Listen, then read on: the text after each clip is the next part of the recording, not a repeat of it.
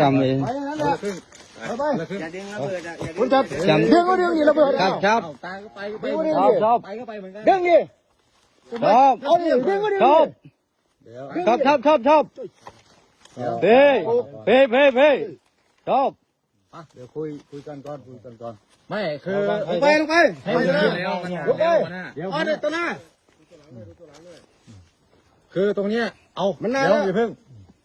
ให้มันเคลียร์บริเวณนี้ก่อนหัวหน้าฟังผมก่อนให้มันเคลียร์บริเวณนี้มันจะได้ไม่เหนื่อยกันต่างคนต่างรับคำสั่งข้างบนเหมือนกันอย่างเงี้ยก็ทำไมก็ถ้าออยยังใจไปตรงไหนเต่าดังยิงใช่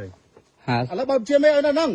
บอดผมก็ถอยคำสั่งเจ้านายให้มันอยู่ในโซ่ตัวไม้บอลเชียร์ถ่ายเลยมาเต้ก็ถอยแค่นิดเดียวแล้วผมก็มีหน้าที่รับคำสั่งเหมือนกันคือดันออกไปเหมือนกันเพราะว่าพื้นที่ตรงเนี้ยให้มันพื้นที่มันโล่งออยให้ผมไปยังไม่ได้โตอัดเกินบานเต้ผมไม่ได้ให้ไปนู่นให้อยู่แค่นี้ให้หมดสายตากันเดินไปแค่19ตรงเนี้ยไม่ต้องประชันสายตากันตอนนี้กำลังมาบีบมาแล้วบีบอย่างเดียว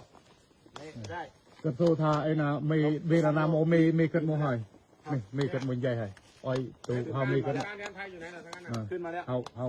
ไปกันเลยอัดนี่เลยไปไม่ดีนั่งเดี๋ยวฝั่งนู้นจะขึ้นมาทางนู้นขึ้นมาแล้วลังงานน้อยไรไปบางมันถอยต่อโอเคบ้างไปเราบีบต้องเอาตามนั้นเราจะไปบ้างดังเข้าไปถอยลูกนี้ถอยไม่แล้วไม่มีอะไรขึ้นมาอีกแล้วถอยไปแล้วนะแค่นี้อย่าไปจับระเบิดอ่ะอะไรยกที่ไปวางถอยเขาเติมไม่จำคน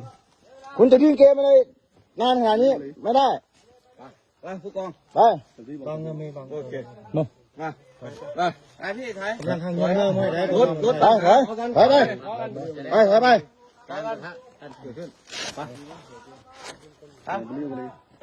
ไปเดินไทยพาน้องไปพาไปผมก็ไม่มีปัญหาเหมือนกันจำตะกั่วถอยก่อนไม่ต้องมาดูเกมอะไรหรอกบางแบบมีบางไทยบางโอ้บางเหรอปืนเข้ากองไก่นั่นเอามือฮะอยากกดท้าใช่ไหมอัดไอ้เลยเอาไม่จากกองไก่อัดไอ้เด้ไม่เป็นไรไอ้ต้นไม้อะหลบต้นไม้ออกมาด้วยไอ้เด็กชมปรับสอบผมชื่อเลือดก็รายงานปกติก็แค่ห่างจากสายตากันบอกผู้ใหญ่ว่าต่างคนต่างถอยเท่านั้นแหละชมรมจำบอลประชีพทะเลสั้นบอกผู้ใหญ่ให้รายงานบอกว่าต่างคนต่างถอยคำสั่ง